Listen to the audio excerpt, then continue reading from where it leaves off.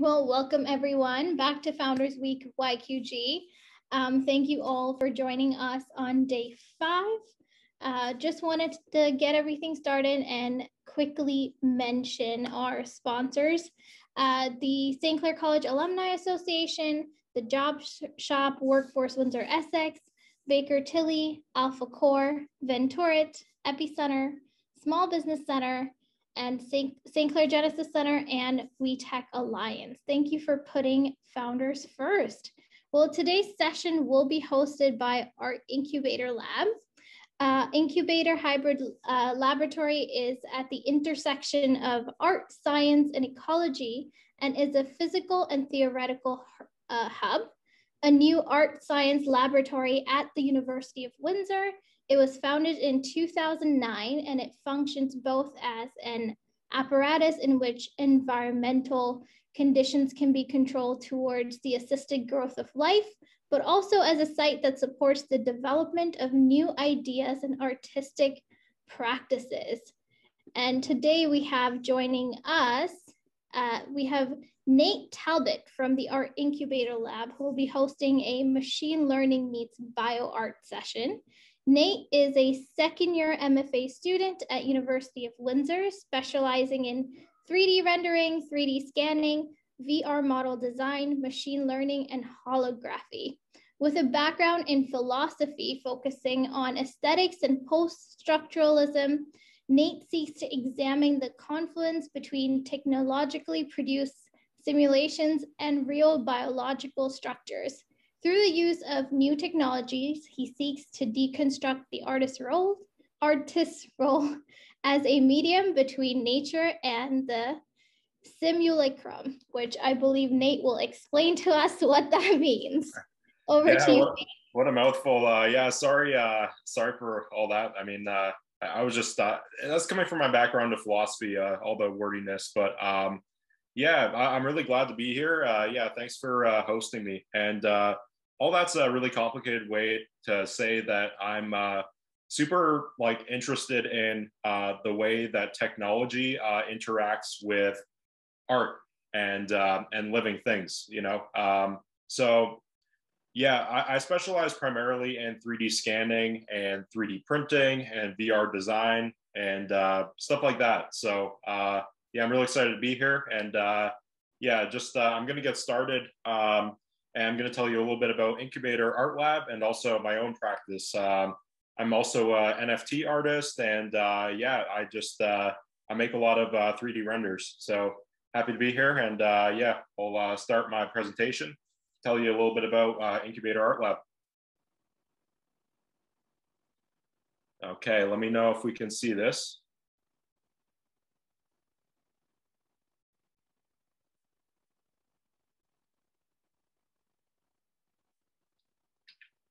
All right, not yet.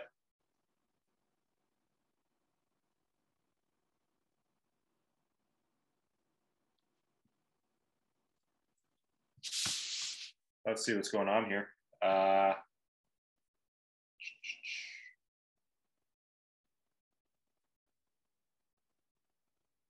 Okay, there we go. Okay, so this workshop is on machine learning meets Bioart. And I've been with Incubator Art Lab for a couple of years now. What's super interesting about Incubator Art Lab is that you don't necessarily have to be a scientist to join. It's kind of like in the intersection between art and science. I actually joined as a philosophy student. I was in my 4th year of philosophy, and I took Bioart as an elective, and I just found it super interesting because I've always been interested in biology, and it's almost like science education is just so important. You don't necessarily have to come from a scientific background to appreciate science and the role it plays in our daily lives. And Incubator it's just helped me, realize my deep connection with the invisible microbiome world that surrounds us every day. I found that super interesting. The Incubator Art Lab is at SoCA. The downtown armories were repurposed to make our new art building a couple of years ago. I'm not sure when it was built, but yeah, so this is what the Bioware Studio looks like, and it's meant to be a inclusive kind of lab. We don't want to, I guess, like shut out everybody. We want people to see exactly what we're doing and like see like how fun Bioart can be. And yeah, this is really interesting because this is a BSL level 2 lab, which means that we have the permission to, I guess, like use organisms that might be considered harmful, but you know, it might just be as simple as like E. coli or something like that. But yeah, we have like a fume hood in the back, and we have microscopes, and yeah, we got a whole bunch of new equipment. We actually got a 3D bioprinter, which I've been using. I'll show you some pictures. So yeah, it's meant to resemble a almost domestic space because Dr. Jennifer Willett, our director, kind of wanted to get away from the sterility of scientific environments. And a lot of her own research challenges the way that we interact with labs and science.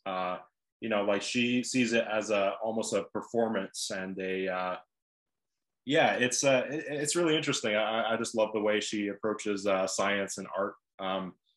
Yeah. And this is our new downtown studio. It's meant to be almost a storefront, and it's a BSL level 1 lab, which means that we don't experiment with organisms in here, but we're going to host like public events and workshops and yeah, fun little exhibits. So yeah, it's right downtown. It's right across from the Capitol Theater and next to California Sushi. So yeah, it's a really cool space. I'm excited to use it. We just had the grand opening not too long ago. So yeah, we're still going to do something with it. So yeah, follow our page, and yeah, it's a cool space. And this is our team. We have a really strong assorted team. So for example, Dominica is an MFA student, or she's a graduated MFA student, and she's currently teaching at St. Clair College. Yeah, she's a really fantastic digital artist. Eliza and Cadilla are science majors, and they're actually studying optometry, or they're aiming to go to optometry school, I'm pretty sure. Angela is a brilliant scientist. Yeah, she's our research coordinator, or our lab safety technician. And she experiments with, she made this tool to measure, I think it was microplastics in our waterways. So yeah, she's a brilliant PhD candidate. Ashley, she's a MFA artist. Hadia is another science major, and Billy is our, she's kind of our jack of all trades. She, you know, makes all these, you know, things out of wood for us. And yeah, she's our carpenter, I guess you would say. And there's me, and I'm a digital artist.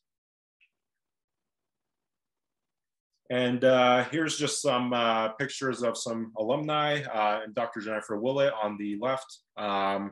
And yeah, they're working on Petri dish cutouts, and I think they were layering it with agar and growing microbes on it. So yeah, cool stuff, cool stuff.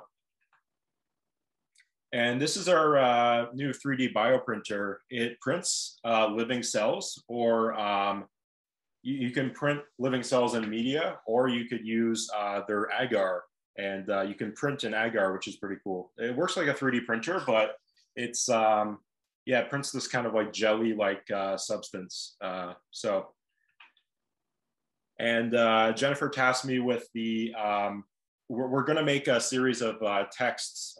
So I designed this text in 3D, and yeah, we 3D printed it, which is pretty cool. It's, if you were to touch it, it would like, it's kind of like Jello. It's a very soft material, but yeah, it was a pretty cool thing. And this is just some of the work I did for the lab, or yeah, just for my personal practice too. Here I am at GLEAR, Great Lakes Institute for Environmental Research. It's just past the bridge. It's part of the university, but they actually have a electron scanning microscope. So for part of the lab, I was lucky enough to use this. It was awesome. So yeah, here's a picture of me just putting some various things in the chamber.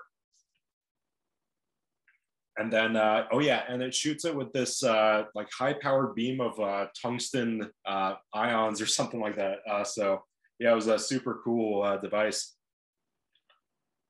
And here's a dandelion stigma.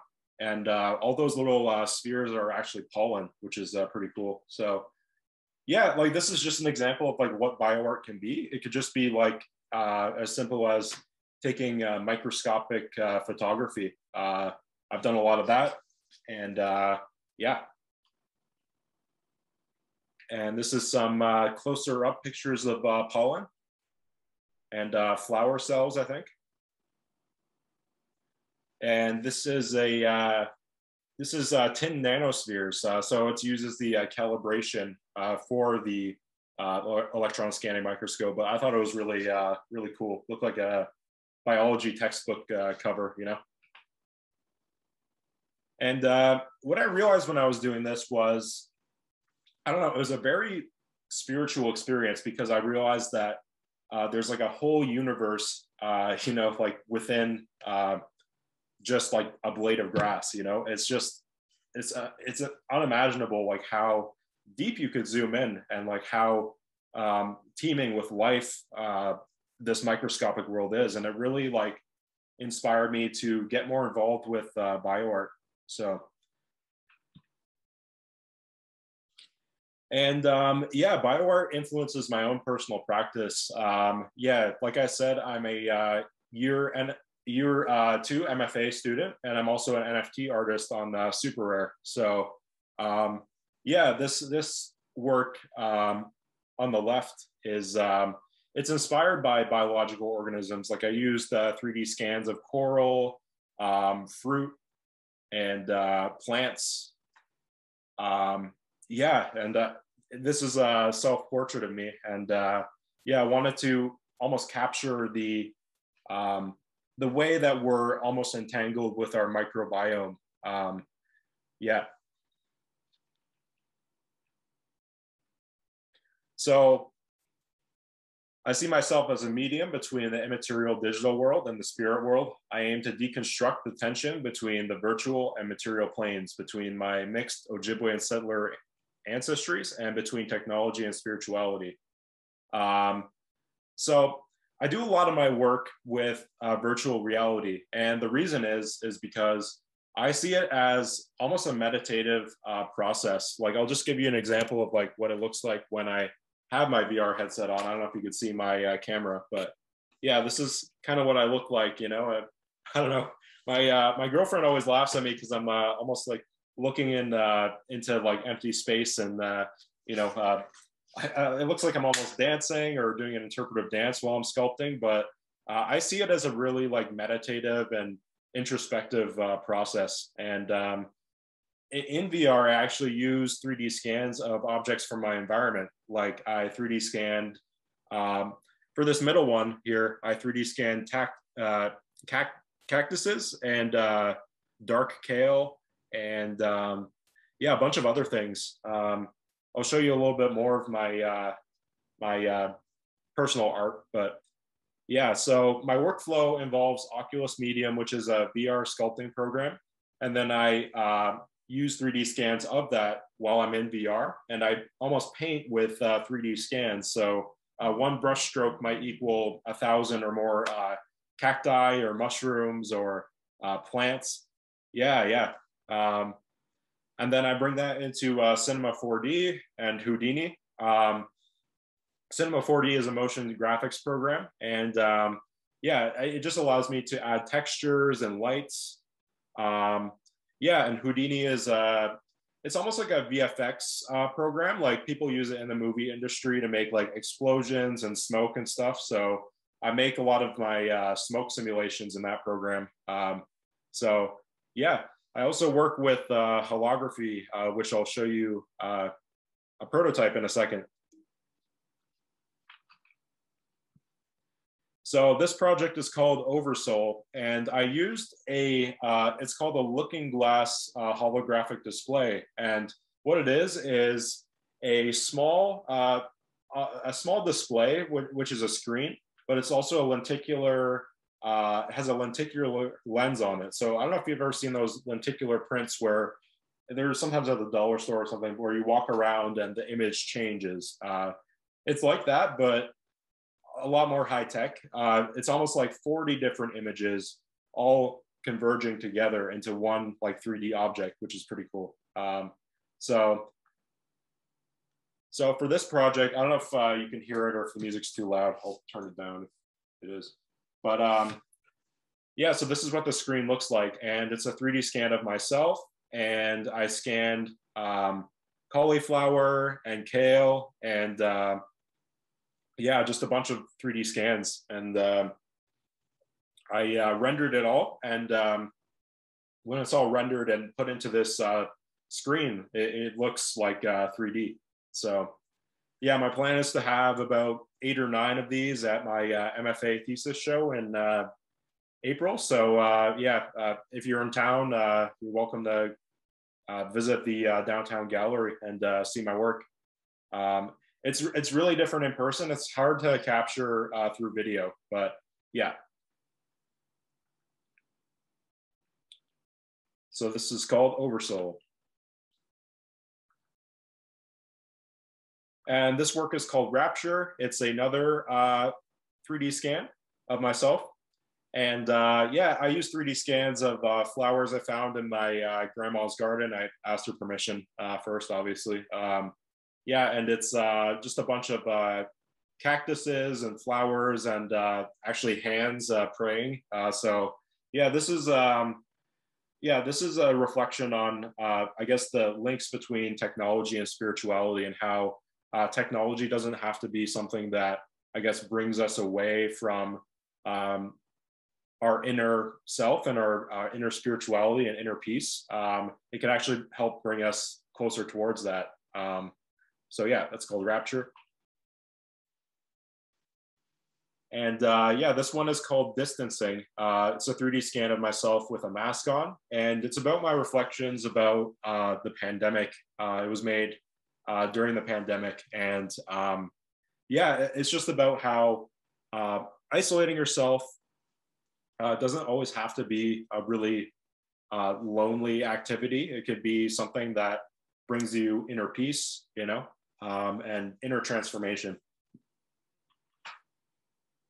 And this is my most recent work. It's called Lucid, and it's another 3D scan of my face. And I 3D scanned enoki mushrooms, shiitake mushrooms, oyster mushrooms, just a whole bunch of mushrooms. I got some of them from the Mushroom Hub. Yeah, shout out to Dennis from the Mushroom Hub. He's a really, really cool guy. Or should I say fun guy? No, but yeah, and then I 3D scanned shoes and what else? Jamaican hot peppers, cauliflower, just a bunch of things. And then I ran it through AI, actually. So this would actually bring us to our workshop pretty soon.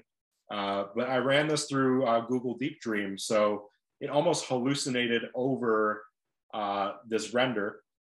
And yeah, and then I upscaled it with another AI program. So yeah, I find it so interesting how I can like integrate AI with my work and integrate all these revolutionary new technologies to build something that has never been built before. Yeah, so yeah, this one's called Lucid. And this is just a quick animation. Just so you could see it from different angles. Yeah, Night King. Yeah, I could see that. I was mostly inspired by Van Gogh's self-portrait in 1887, where he has the crystal cyan blue-green eyes. But yeah.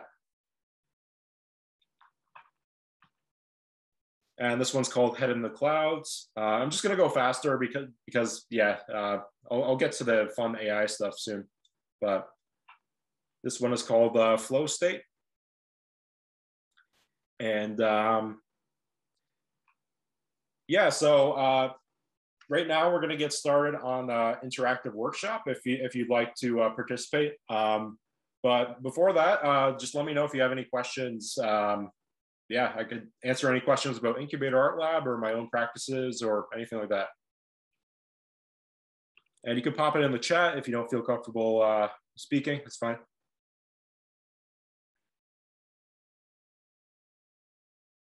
Yeah, so how I got into it was I was mostly just back in like 2012, I was doing oil painting. I've always been like really interested in art and painting. Yeah, and I was doing these oil paintings, and then as I was evolving my practice, I found myself like working more with layers. So I eventually like made these like layered glass paintings, and they were meant to almost they're optical, which was pretty cool. Like I put very thin shades of paint or layers of paint on these glasses, on these layers of glass that I found from the dollar store, and I made these paintings. And then I realized that they're like almost like 3D objects, and it's almost like digital art. So then I started experimenting with digital art and digital collage and Photoshop, and then it just like almost evolved into 3D work. So yeah, I've been doing it since about 2016, but I only got really serious about it like in 2019. So I've been doing it for about 3D for about 2 years. Oh, okay, good to know that. Yeah, so if you have questions, just pop it in the chat, that's fine. Yeah, regarding my work as an NFT artist, yeah, it actually came from a recommendation from a friend, and I was just like, oh, okay, I'll check this out. I'm not sure if this will be anything cool, but yeah, it ended up being a really, really lucrative project. And what I find fascinating about NFTs and crypto is I see it as the future because like, I don't know if you've heard of DAOs. They're decentralized autonomous organizations, and I'm part of a few. And it's basically like a perfect democratic system where everybody has a say. So I almost think that like voting and our local governments and all that can be positively impacted by crypto. I think the city of Miami just came out with their own city coin, and I guess the proceeds are going to go to its citizens, and they're going to split one Bitcoin amongst all the citizens of Miami, which is pretty cool. So yeah, I think crypto is the future, and I love the idea of my art existing almost as forever as we can be, because physical art can almost decay, but ideally digital art can last generations, and ideally 500 years from now, somebody will still be able to buy and trade my art, which is really cool. Yeah, so yeah, exactly. And yeah, like digital ownership is a totally strange thing to most people, because they're like, oh, like why buy an image when you can right click and save the image? But it's almost like a signature. It's a proof of like authenticity. And I was kind of skeptical too, but recently I bought my first NFT, and I never expected myself to spend $6,000 on a video, but it came with so much more. Like it might turn into a job at an animation studio. Like me and and Zach Darren, we got to talking, and he's a really cool guy. And yeah, so yeah. Any more questions about NFTs or my work or Incubator?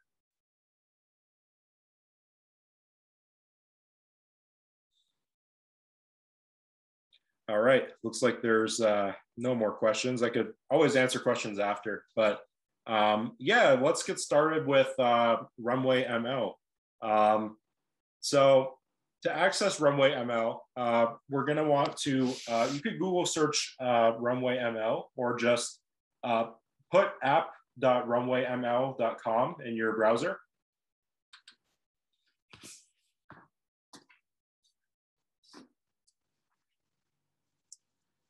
And to log in, we're going to want to use, yeah, there you go. There you go. So let me know when you're all logged in, and we'll get started. I don't even know how many people are going to participate right now. I don't know if you guys just want to watch, but we'll see. We'll see. I did put a YouTube video. Cool, cool. Awesome, Susan. Yeah, yeah. So in case you want to train your own AI, we won't be doing that today just because it takes about an hour, I would say, to train your own AI. But I put some funds on the account so that if you want to and you're not able to pay, you can use the funds. That's what it's there for. So yeah, I'm just gonna put, I'll put the YouTube link in the chat. One sec. So this is just a tutorial. It's about 15 minutes long, but oh, I actually can't put it in the chat on my desktop. One second, sorry. Just gonna have to stop share for a second so I can put something in the chat.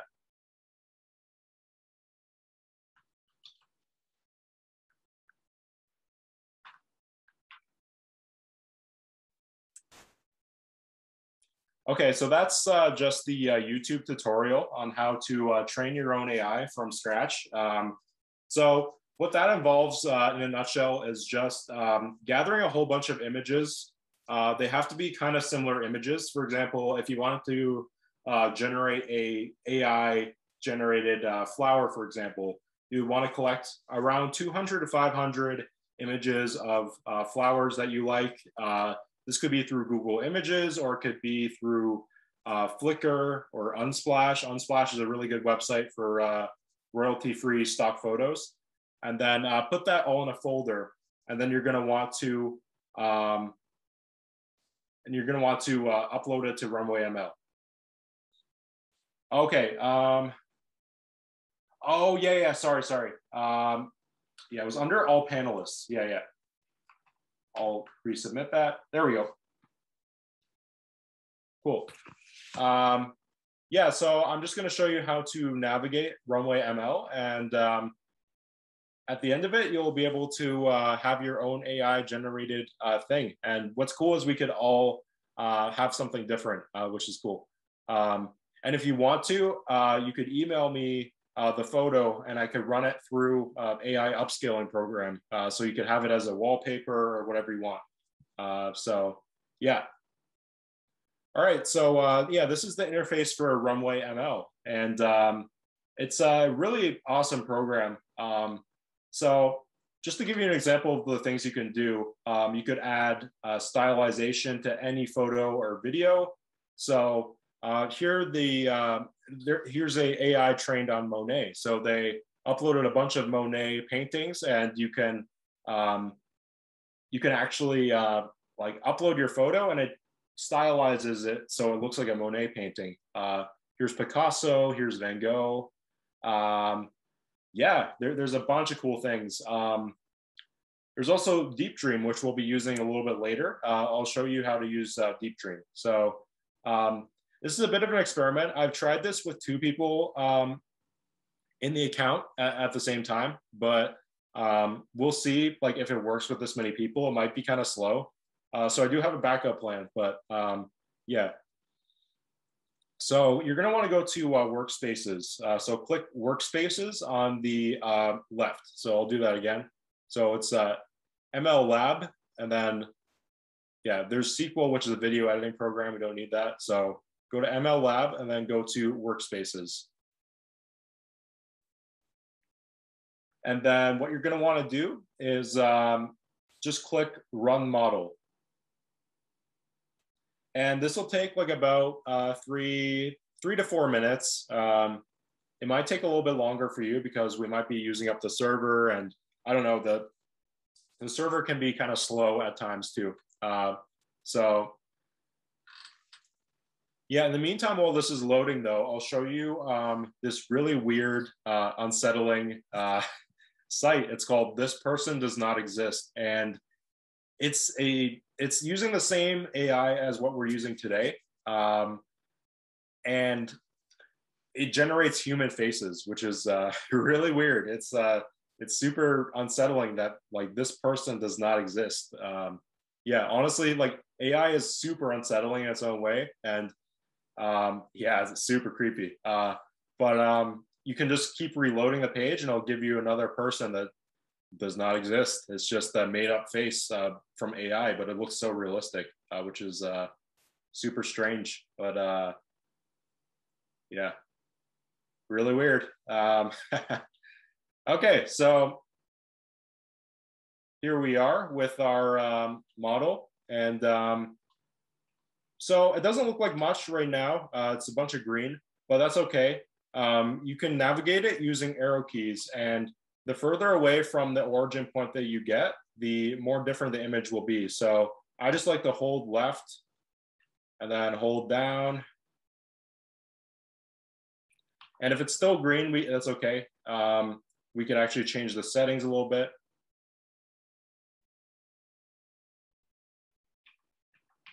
So it's starting to get more blue. So this is all just different points on the vector space.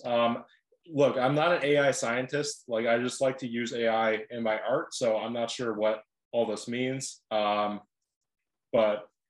it's kind of beyond my pay grade, to be honest. But I just like, looking and searching until we find a really cool image. Yeah, these are all a little bit too green. And what we can do if it looks too much the same is we can adjust these values a little bit.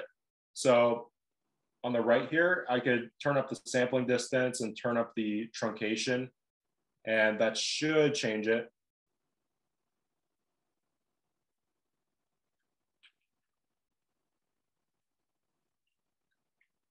Yeah, so see here, we're getting a little bit more of a difference. So yeah, the values on the right are kind of important. So I'm liking these. We can do some more exploring here.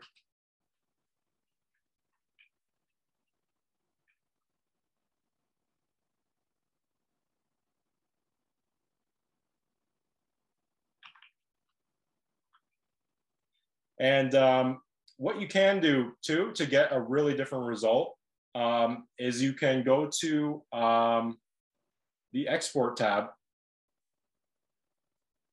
and then you can press generate images. And this will get a really, really nice assortment of images. And so this costs about $10, but that's okay. Like, feel free to do it. And I'll just give you an example of what it looks like when you export the images. So, oh wait, sorry, that's my data set. So this is what it looks like when you generate the images. Like, you have to spend a lot of time like exploring the vector space. But like, if you explore it enough, you'll get images that look like this, which is pretty cool. Like, it's a very vast kind of system. So yeah, I mean, like, have fun with it and keep looking, and yeah. I think I have another model which should give us better results. I did another model. It's kind of an experiment. So if you want to try a different model, you can try WEtech Organism. It's under My Models, and then it's this one. So you can click Run Model. And this one should actually give us a better result. Yeah, it's a bit of trial and error. Like, your data set really matters. So I think in my original data set, I had too many images that were green. So I had a lot of like grass and yeah, like lettuce and kale. So I think that kind of affected the output. But yeah, this will be cool when we see it. So while that's running, I'll just show you some of the images that are possible. So this is my first model.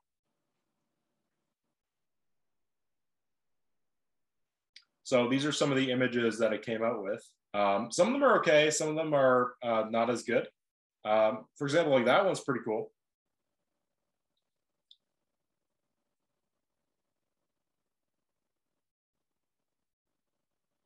So I fed this AI just a bunch of pictures of mushrooms and coral and any organic objects I could find online. So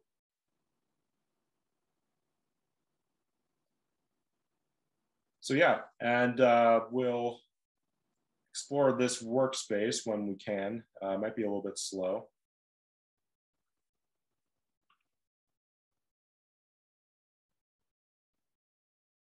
Yeah, so any questions so far?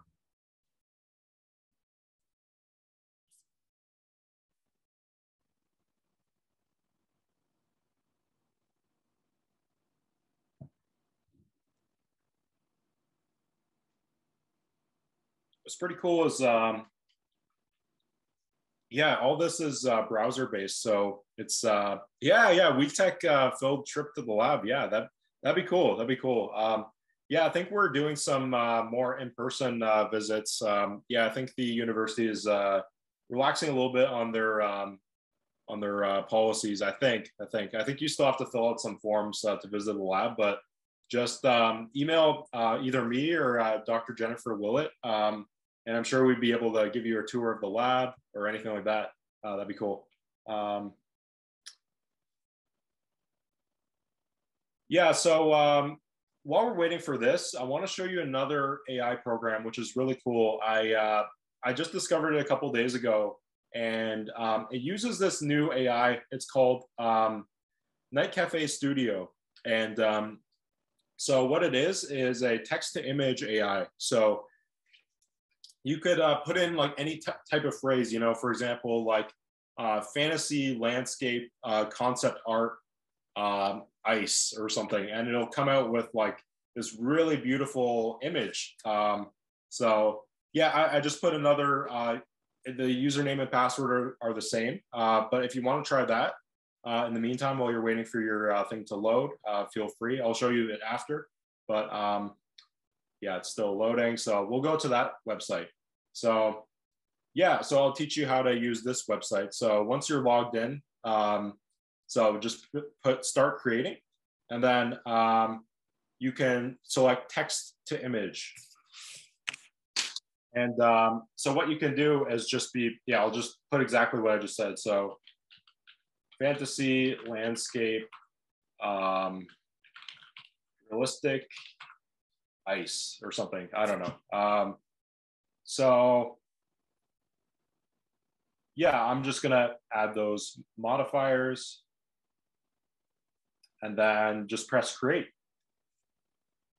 And this will take a few minutes. That's okay. We'll come back to it. But yeah, it's how it works is it takes all those words and then almost trawls Google Images for all those words, and then kind of makes inferences between those words and makes a fully generated image from that.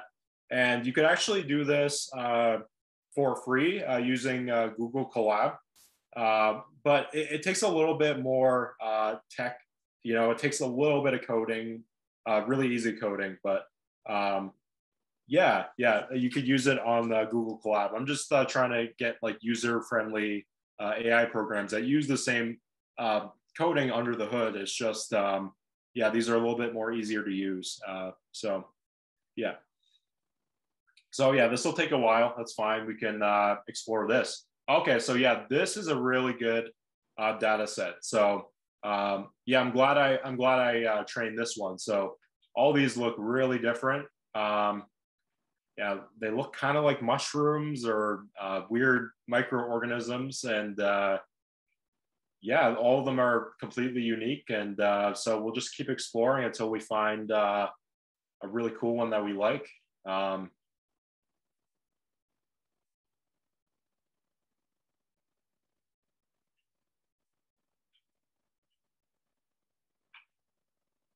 Okay, I really like this one.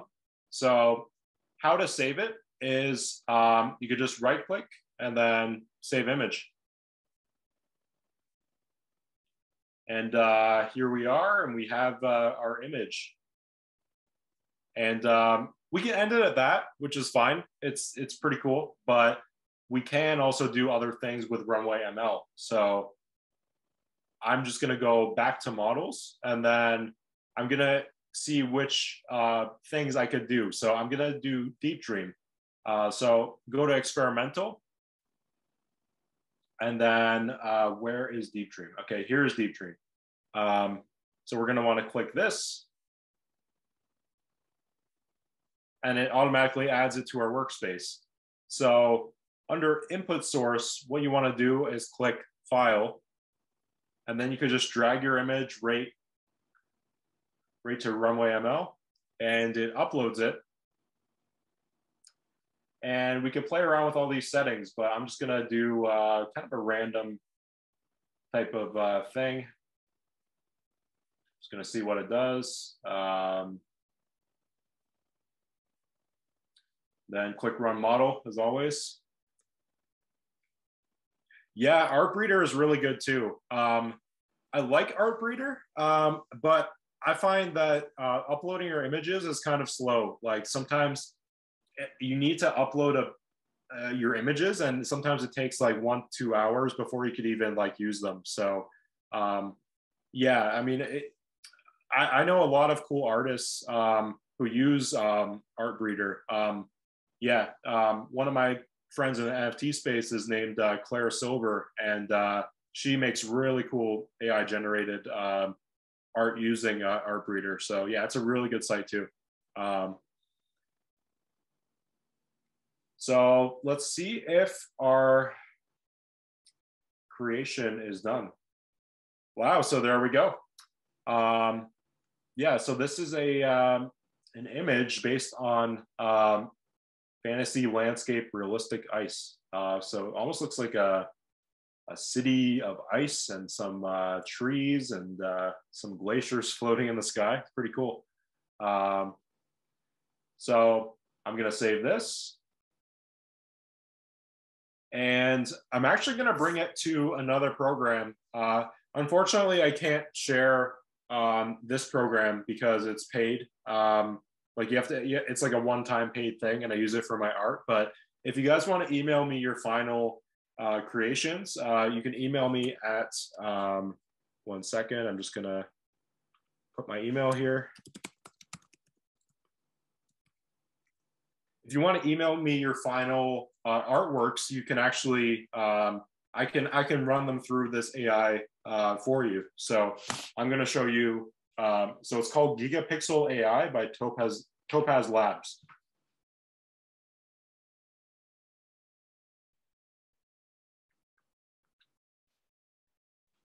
Okay, so this is Topaz Labs, and this is how I'm going to be upscaling all your images if you choose, if you want to keep them. Oh, for some reason that didn't download. Okay, we'll download that. Okay, and then we are going to want to, oops. Yeah, excuse my cluttered desktop. It's just part of being an artist, I guess. But we're gonna want to drag it. And then on our right here, we'll have a bunch of options. So I'm gonna want to do 4 times. So it really blows up the image. And we're gonna want to click very compressed. And yeah, it takes it from a very JPEG-y image to something more clean.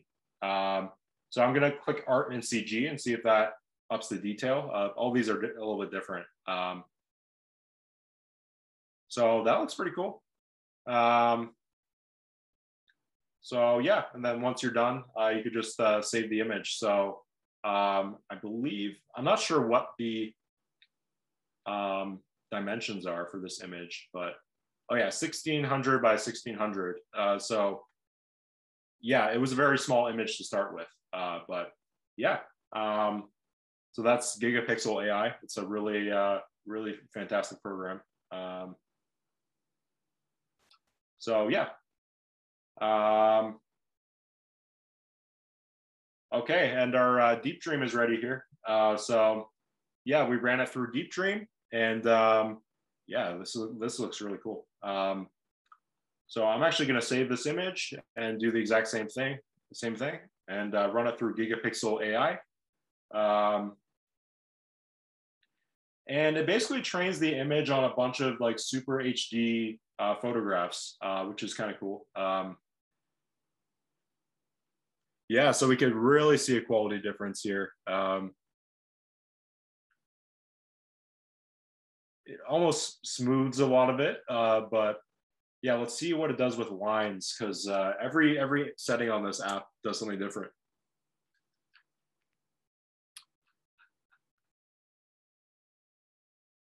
Pretty cool.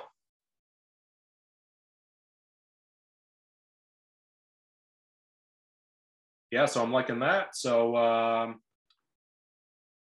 just gonna save these. Cool, and then it's done. Let's go to my downloads, and I believe this is the one. There's our text to word generated piece. And then here is our organism brought through Deep Dream. So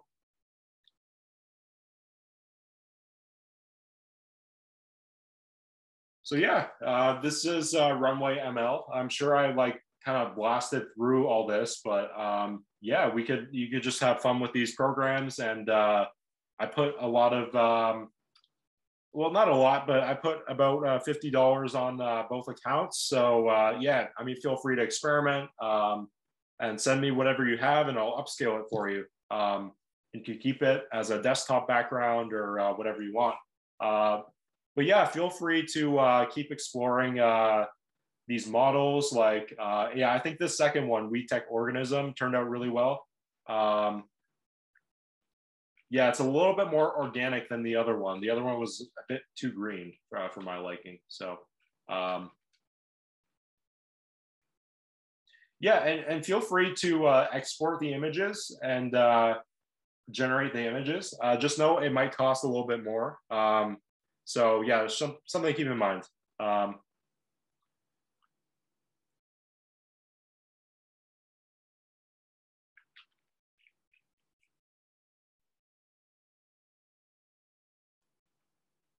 All right, any questions about all this? I don't know. Maybe I'm not sure if I just you know, blasted through this and was too fast and didn't explain everything. But yeah, just let me know if you're having any trouble. Cool. Yeah.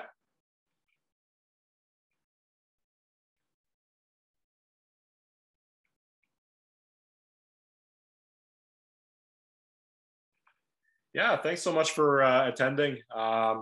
Yeah, I mean, I'm just gonna hang out here, and yeah, maybe we could do some more generated phrases or something. Maybe we'll do one more generated phrase. So if anybody has any recommendations, yeah, just put it in the chat. We'll do one phrase from the chat. So it could be anything. It could be dreamlike flower, I don't know, landscape. Yeah, I'll take anything. So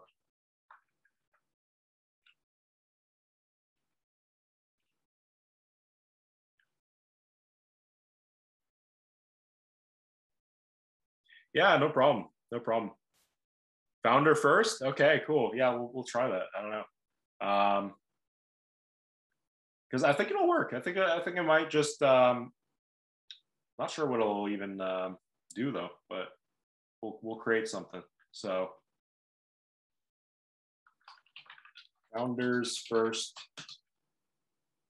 and we'll add some modifiers. Artwork, beautiful concept art, and we'll create that. So it might take a few minutes, but it's okay. I'll just turn up the sampling distance to see what this does. Yeah, I'm down for that. Yeah, we should hang it up.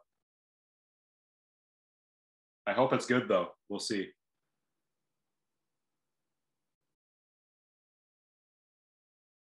So I'm not actually sure what these values do, truncation and sampling distance. Yeah, I mean, that's the thing is that I'm so interested in AI. I should really know more about it. But I don't know. I'm so busy with my CG stuff. I just like to use it as a tool almost, you know? And I think that's, yeah, I don't know. That's a different approach, you know, to art. Like you don't always have to have like technical background in art or, I mean, you do have to have a technical background for science, but not so much for art. Like when I first started CG, I knew nothing about CG, and I just kind of taught myself, and I think it really paid off because I found my own unique way of doing things. You know, so yeah, approaching AI from this like an artistic way is kind of cool.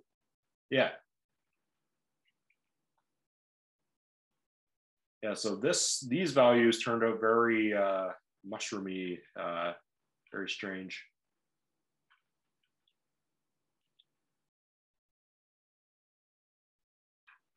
Let's see if our creation is done. Okay, that did not turn out well at all. That's a beige picture with, oh wait, it changed, okay. Oh, it's rendering. Okay, I didn't even know this. It's 25% complete, so it might actually turn out cool. Oh, wow, this is actually turning out really cool. It's cool that you can watch it in real time. And what I like to do with these is I like to bring it over into my iPad and paint over it. So I use Procreate and I also use Photoshop, and you could actually paint over these AI images. Yeah. Okay, 5 minutes left. Cool. Wow, so this is our image. This is really cool. I love this actually. Yeah, Founders First. Wow. Okay, cool.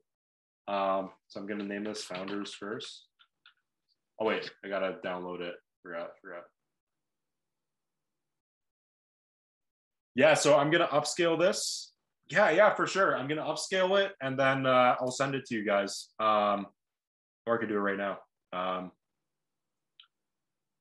If we have time, I'll just do it really quick right now. So I'm just gonna upload this and I'm gonna really blow it up to 6 times. Wow, that's really cool. I love that.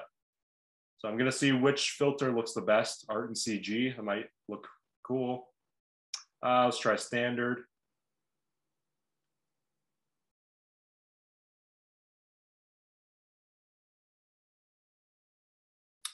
I'm liking standard.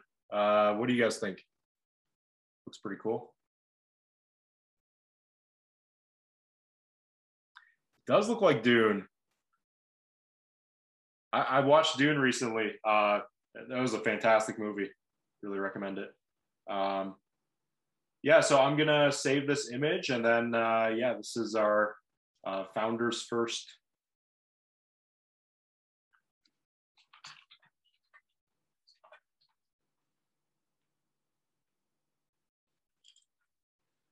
Okay, and then now we have it. So I'm gonna send this to you guys. I'm gonna probably email it to Shreya, and yeah, we can save it on social media and all that. But yeah, thank you for attending my workshop, and let me know if you have any questions. I'm able to answer any questions through email if you're having any trouble. And I'll keep the account open for about 4 days or until the money runs out. So yeah. Perfect. Okay. Thank you. Thank you. Thank you so much, Nate, for joining us today and all your insight and expertise into digital art. We know we're excited to collaborate with you in the future.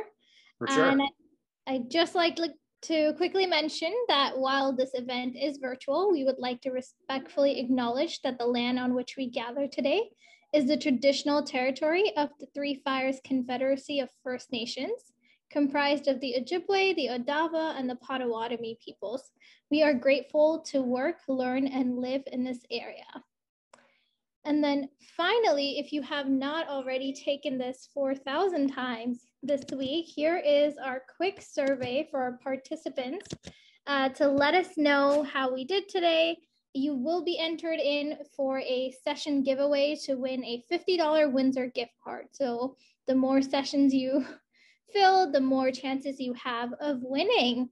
And then finally, up next, we have at 6 p.m. our failure night, featuring 6 different guest speakers, including Richard Petty.